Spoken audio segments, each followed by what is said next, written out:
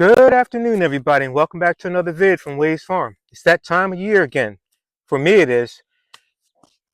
So about a month ago, probably 2 months ago, I started planning this. But a month ago is when it really started. And where I'm sitting right now is one of my pastures, horse pastures that I use as a pumpkin pasture. And I've been using this pumpkin pasture for about 2 years now. Um, as you can see, I'm surrounded by pumpkin plants. And if you look on the ground, you'll see this little black tubing. That is my water irrigation system. Today, what I wanted to talk about is what it takes, or let me rephrase that, how to start your own pumpkin patch at home and what it takes to try, and I say try, to have a successful pumpkin season. So, with that said, I wrote down some notes here because I wanted to try to be as thorough as possible and tell you guys what I do here, having my own place, my own land, and the processes that I have learned, the steps to actually try to have a successful end of the year pumpkin patch. And I'm going to start with number one. Let me put my glasses on because I want to make sure that I don't miss a thing. These are my reading glasses. So, step number one, designate an area that where you want to put your pumpkin patch. I have two designated areas, one right here and one to my left. And I'm going to show you guys the other patch too. I have some, probably 1, 2, 3, 6, 10. I have about 15 plants on this particular patch. So again, going back to step number one, designate the area. Step number two, burn off the area of any weeds with a weed killer. And the reason why I say burn it off is because if you don't burn off these weeds, what's going to happen is they're going to take over your pumpkin plants, and you don't want that. You want the pumpkins to be able to grow weed free if possible. So I've actually, that was one of the first things actually I did here, was to burn off all the weeds so I could see what I'm working with. And every year the weeds come back. So you're going to have to burn the weeds off every single year. You don't want those weeds, okay, getting into your plants and messing with your plants. Step number three is to sort of create a map of how you want your plants to be set up. What I have here is in between, I actually set stakes in the ground, and then I got a tape measure and I marked off 6 feet and put a stake in, and then I marked off another 6 feet. So that's the start of marking off, mapping out where I want my plants to go. After I put a stake in, the next thing that I did was I got a post hole digger and I dug about 8 inches wide and about 10 inches deep. What I did after that was to um, actually dig the holes and got the holes dug. In those holes, okay, that is where the seed is going to go. Now, me personally, some people will use the dirt that comes right off of the ground right here. I don't think this ground is bad ground, this dirt, but I actually went out and bought some Miracle-Gro, some bags of Miracle-Gro. I bought some cow manure and I had some chicken manure in the garage. So what you want to do is sort of mix up your own little bats of soil. Fill those holes back up. Now, next step is after you have filled the holes with your soil, and the next step is to select your seeds, what type of pumpkin seeds that you want. So in this particular area right here, this particular patch right here, because I have a lot of space, and if you know pumpkins, they spread, they grow. So once the plant comes up, they'll start to spread vines, and those vines will grow everywhere. This whole field will be covered by next month. So again, going back to selection of your seeds. In this particular field, I have jack-o'-lantern pumpkins. So they're like probably 15 to 25 pounds, maybe a little bit heavier, 30 pounds max. In the other patch, I have more like smaller pumpkins, like a 12 pound to a 15-pound type of pumpkin. So my seeds are selected. Um, Irrigation. I want to go over this irrigation line right here. So for the last 3 years that I've been growing pumpkins, I think this is going to be the best year for me as far as having a good water system. I have been really struggling to create a good water system, and I did a little bit more homework for this season, and I found this particular system at Home Depot. I was really happy with the way it's set up. You basically just plug and play, um, punch holes in it with these little, everything is plug a hole in, punch a hole, plug it up, and then you have a little spout with some tubing that goes into the main line right there. Get your water system in before you start, after all that's done. The next thing would be your seeds. So you got your seeds selected. You're ready to go in the ground. Each particular type of plant seed that I did, I put in a cup. On a mark with a Sharpie, I wrote the name of the seed, and I soaked those seeds for a whole day. That helps the seed when it gets in the ground and it starts to do its thing. It'll help that seed to just open up and come and pop out the way it's supposed to.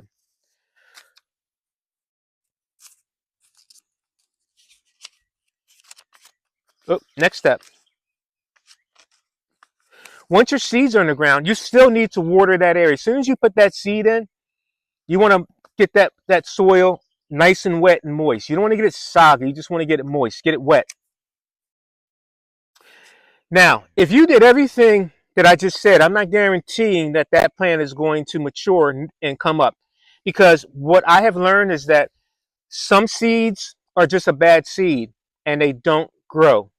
So if you don't see something within a week, after a week, week and a half, go back over to that area, scrape the ground with your finger or whatever, a knife or something, and look for that seed. Also, too, that seed only knows it only needs to go in the ground to the point of it being covered up with soil. If you go too deep in the ground with that seed, it's not going to grow. It's not going to come up. So make sure that when you put the seed in, it's to the point of where it's just covered up. Just makes it easier for that plant to start and to come up out of the soil. Again, if you go too deep, it's not going to come up because that soil, if you miss a couple of days of watering and that soil tightens up, it's going to be like concrete and it's not going to let that seed come out of the ground. Again, if you don't see something within a week and a half, scratch the ground and see what's up with that seed. And if that seed is bad, you'll be able to tell if it's bad. It just doesn't look like it's a healthy seed. Take that seed out, go grab another seed, soak it up real quick, and try to get it back in the ground as soon as possible.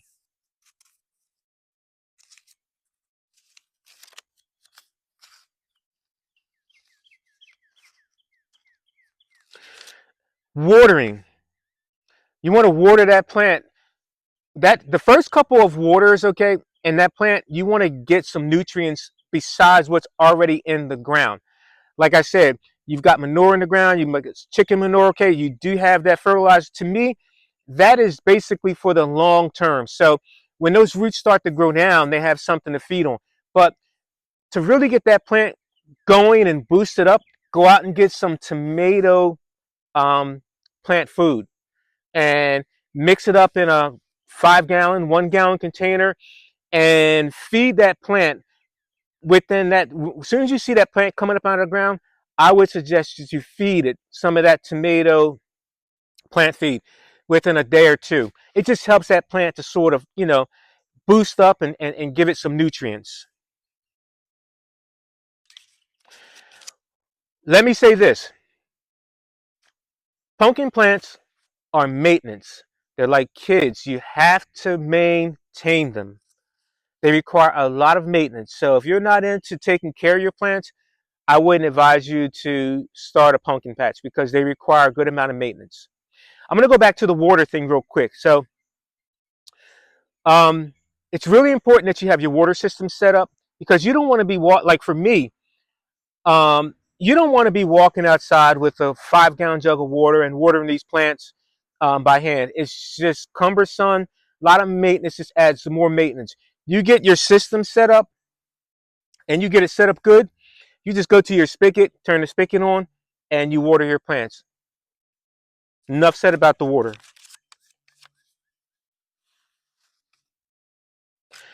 The next thing I want to talk about is pumpkin plants are susceptible to a lot of issues, diseases, powdery mildew, downy mildew, and for whatever reason, um, they just are susceptible to them.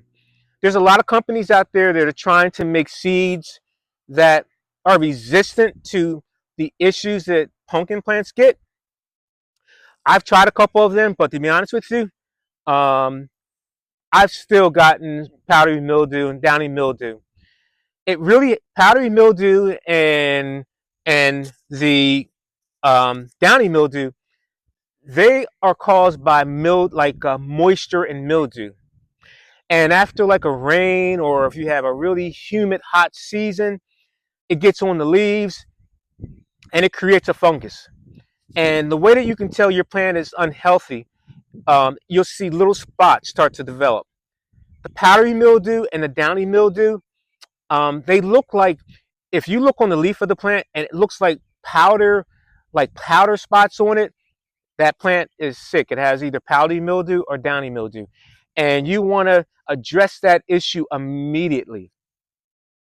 Matter of fact, I was just reading that for preventive maintenance, powdery mildew, downy mildew, you want to spray your plants once a week or once every 2 weeks.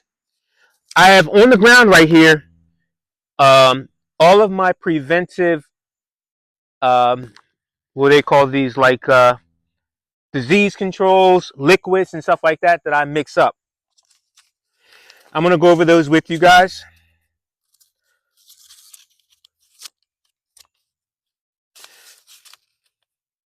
And show you what I have in the last couple years, what I have used to help me out. I think, like I said, this year I'm really on top of things, I think.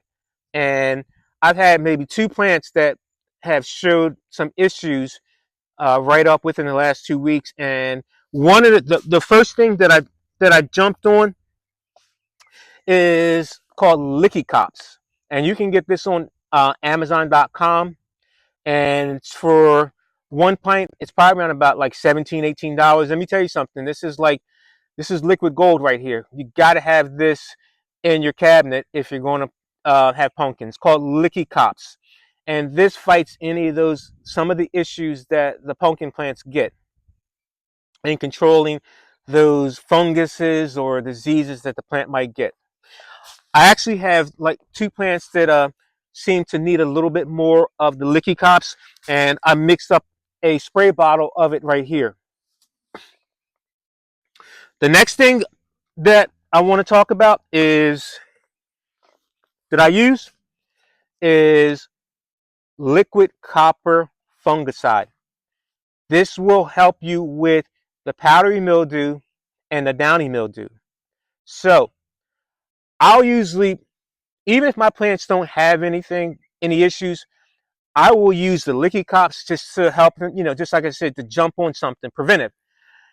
Then, probably within a couple of days, I'll jump on some of this liquid copper fungicide, and I jump on that. Again, it's very important that for preventive, that you use this maybe once every 2 weeks. I also have a Monterey Complete disease control. And if I can't figure out what's going on with something between the Licky Cops and the liquid copper fungicide, I'll mix some of this up and spray the plants. The last thing I have right here is a liquid all-purpose fertilizer. And this is a 10-10-10 fertilizer.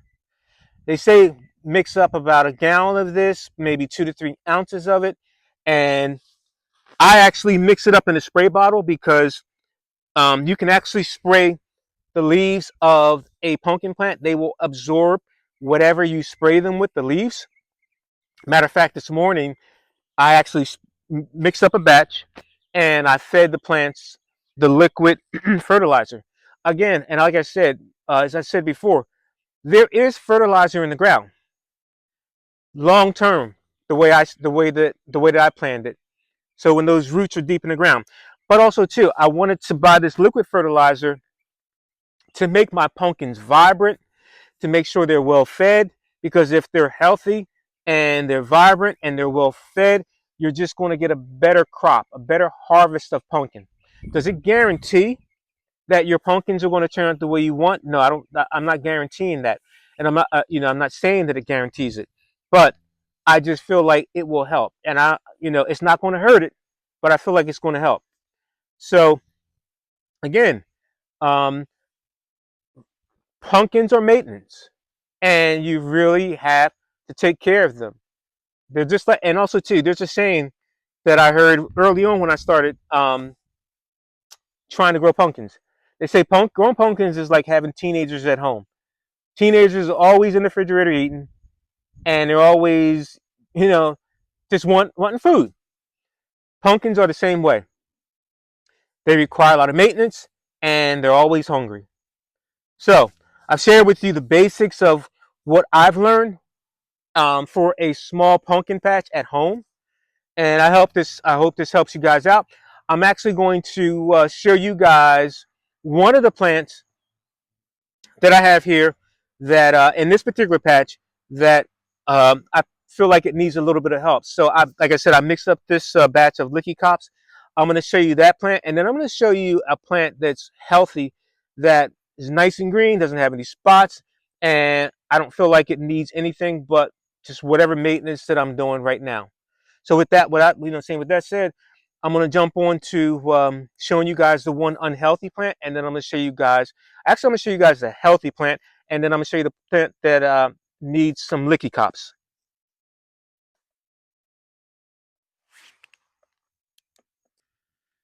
So guys, look at this plant right here. And if you see it, it's nice and green. Doesn't have any spots on it. So this is a plant that I would say is not having any issues right now. And I'll sort of zoom in a little bit. Look at those leaves, nice and green. Okay, guys, so this is the plant that I was talking about. And I'm going to zoom in on it. And if you look to the left, look at the leaves. Look at the spots on those leaves.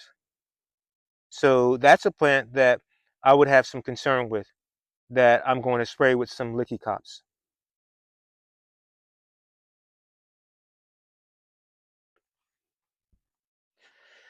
Okay, guys, I'm not close up, but the camera will actually video what I want you to see. So this is the second area where I have my pumpkins. And I have one plant over here, which is right here. And I'm going to do a close up in a minute and show you the concerns I have with this one plant. So I have my Licky Cops right here. I already took care of the other pasture area. I sprayed that one plant, and but this is the second pumpkin pasture that I have, and there's I had a couple of plants that actually died, so I replaced them with some larger seed, jack-o'-lantern seed. But this whole line right here, 1, 2, 3, 4, 5, 6, 7 plants, they are all, and I think one right here, they're all smaller pumpkins, like carving, like 12 to 15 pound, little kid pumpkins. So this is the second area that I have right here. And I also too, so if you see the black lines, I put the new water irrigation system in this particular side also. So I'm real happy with this. These particular plants came up really nice for me. And pretty much that is going to be it for the two paths, the two areas where I have pumpkins. But let me show you this one plant and do a close-up of what I'm talking about when I say immediately jump on it when you see a leaf turn like this particular plant's leaves have turned. So there you have it, guys. Nice close up. See the one leaf? It's completely just almost brown. I don't think that's going to make it, but that leaf. But as far as the plant goes, I think I can salvage the plant. The one right leaf to the right, yesterday when I sprayed this plant, the spots were looking pretty bad, and it looks like just overnight, some of those spots are starting to dry out, and makes me believe that this plant is salvageable. So I'm going to spray it some more, a couple more times with some Licky Cops, and see if I can completely salvage this plant and go from there. But again, like I said, when you start seeing trouble on your leaves, you want to jump on it immediately. So now that you guys have seen this one particular plant, I'm going to spray some Licky Cops on it. Again, like I said, the reason I'm spraying is because it looks like it's having some issues, and I just want to address it to see if I can salvage the plant.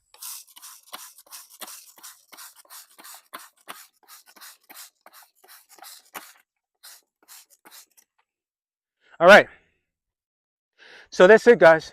This is my version of trying to grow my own pumpkin patch. And if any of you wondering why I grow pumpkins, is because I have the land to do it, something fun. And for the last few years, I've been selling pumpkins on the side, on the road, putting them on a pumpkin cart and setting up a little currency box and on an honor system. And people just drive by that live out here in the country like me, and they stop and see what I'm selling. And some of them buy pumpkins, and be honest with you, some of them just because um, they think it's cool, they just drop money in the box. Not, listen, it doesn't pay my bills. I don't look for it to pay my bills. I just do it because it's fun, something to do. It's pretty cool.